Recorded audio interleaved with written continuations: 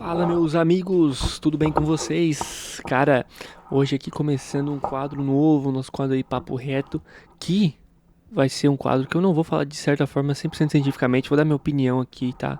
Sobre diversos assuntos, e não que eu não e não que eu de certa forma não vá usar a ciência pra falar sobre, mas que não vai ser de certa forma 100% é, científico, mas enfim, né? A gente vai falar sobre um monte de assunto aqui também aleatório que eu não vou falar na nossa trilha do conhecimento.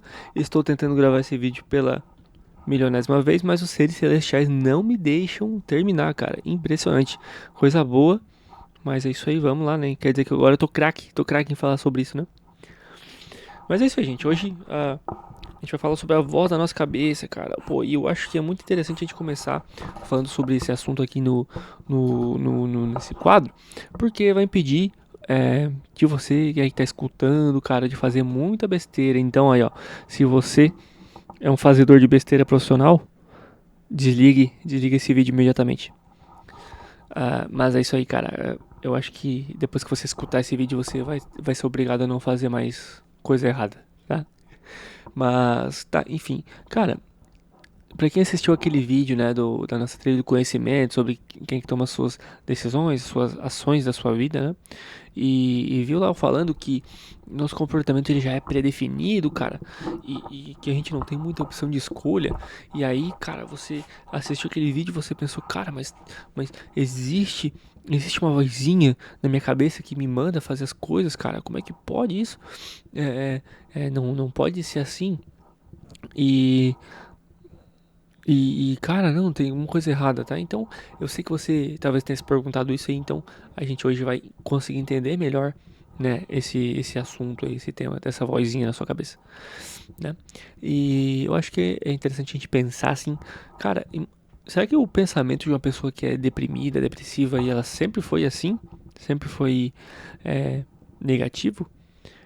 Ah, cara, por que que o pensamento dessa pessoa ela é assim, cara? Por que que ela não consegue simplesmente tomar atitudes melhores, cara? Não consegue ficar bem? Cara, porque essa voz aí que você tá escutando, né, na cabeça de uma pessoa que tem depressão, que é deprimida, ela tá fortemente influenciada por neurotransmissores, tá?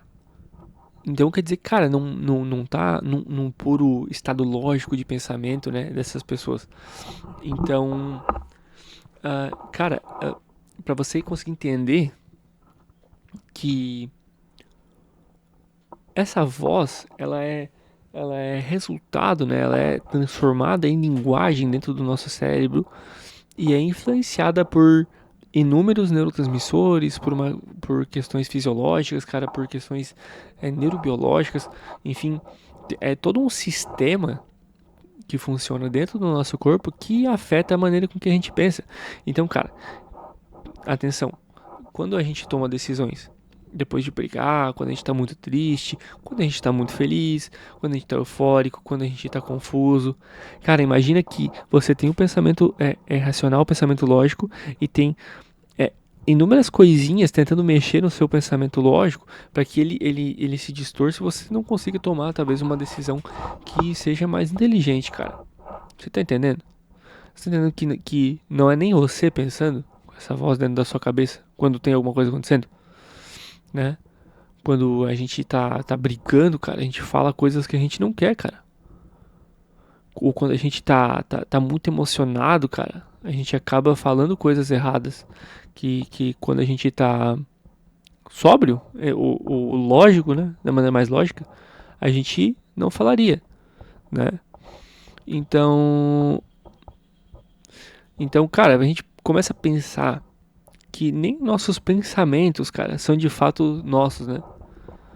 Porque, cara, a gente toma as decisões, vamos ser sinceros, a gente toma as decisões quando a gente não tá legal, cara. A gente tem uma propensão, parece, né, estranha a tomar decisões quando a gente tá menos lógico.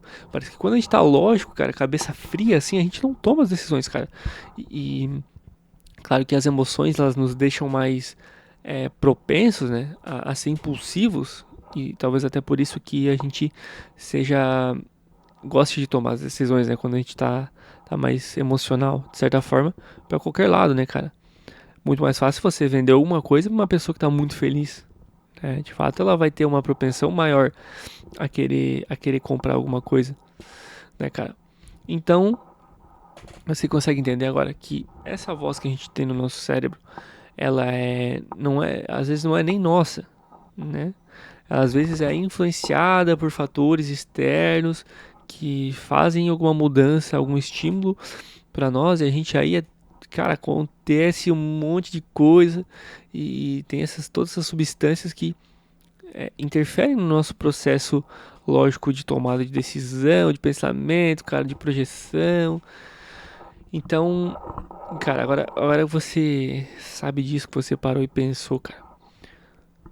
Quanta decisão que a gente já tomou que foram decisões que poderiam ter sido tomadas de maneiras melhores, né, cara?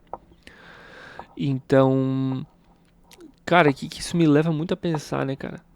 Que eu vou falar mais também um pouco pra frente sobre isso, eu vou retomar esse tema, né? Vou dar algumas estratégias mais úteis, assim, né? Hoje eu quero mais só falar um pouco sobre isso e dissertar um pouco sobre, sobre isso, cara, que é muito estranho, porque a gente não consegue nem